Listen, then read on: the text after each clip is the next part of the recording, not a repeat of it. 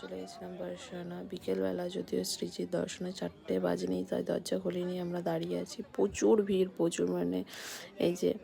তো আমরা তারপরে দরজা খোলার পরে আমরা ওপরে উঠলাম। ওঠার পরে জাস্ট ভিডিও করার কোনো ছিল না, এত ভিড়, তাই একটা ফটোই তুলেছিলাম। তো এখানে বিনোদ বাবার ওখানে বসে আছি প্রিয়াকুঞ্জে।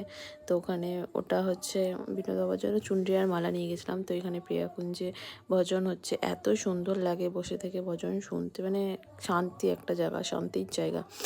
তো এরপরে বাবা বেরোবে বৃন্দাদেবী পরিক্রমা করতে, আর যারা যে ভক্তগুলো যায় তাদের দর্শন দেয়।